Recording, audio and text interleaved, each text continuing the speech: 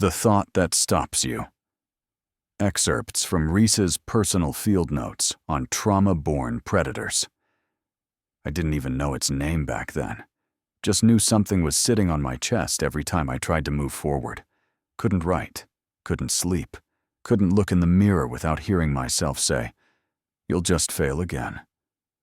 When I couldn't take it anymore, I went to Uncle Bill's shack.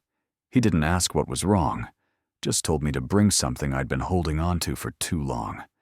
I brought my old knife, the one I carried the day everything went sideways. He threw it in the fire, poured something on it that smelled like battery acid and bone dust. Then he pointed at the smoke. I saw it.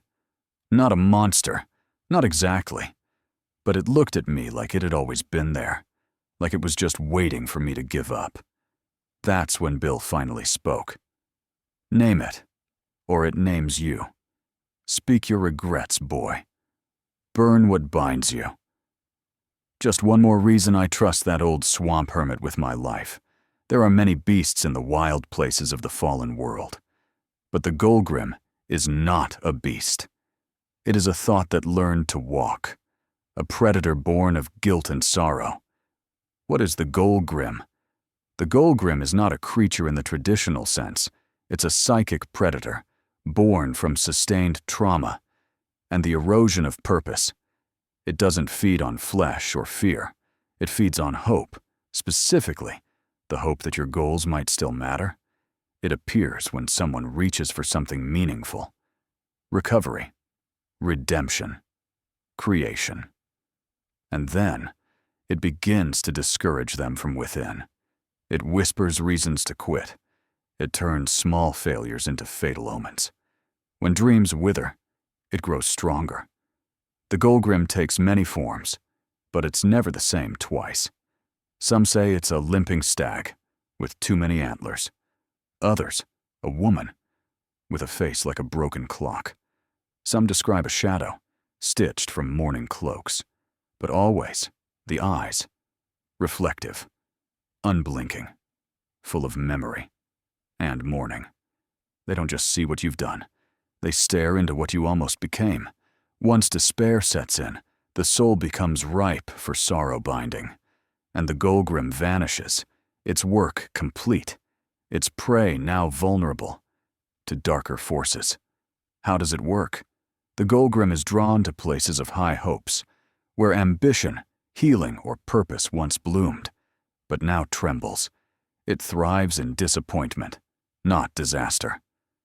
Places like war zones turned peace talks, burned out sanctuaries, ruined memorials, overburdened hospitals, corporate towers filled with empty mantras and dying dreams, like the infamous Ascension Tech collapse, where a trillion-credit CEO was found sobbing beneath his own holographic mission statement. Witnesses say he stared at the slogan, "We rise together," until his eyes bled. Wherever people strive, but secretly believe they are failing, the GoalGrim waits. It arrives silently, its presence often misinterpreted as déjà vu, dread, or sleep paralysis.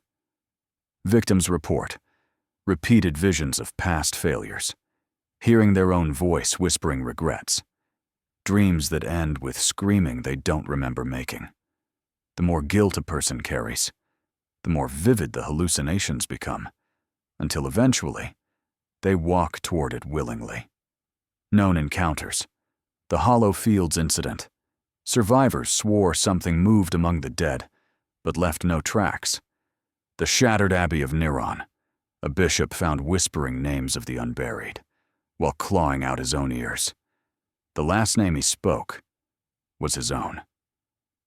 Reese's field test. A mission into the sealed crypt beneath Deadwater Swamp. He was stalked for 3 days by something that spoke in his uncle's voice and smelled like regret. He never gave a full report. How to survive a GoalGrim. You don't fight the GoalGrim.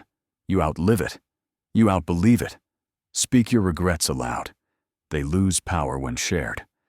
Burn objects of personal guilt. It can't feed on ashes. Stay in the light.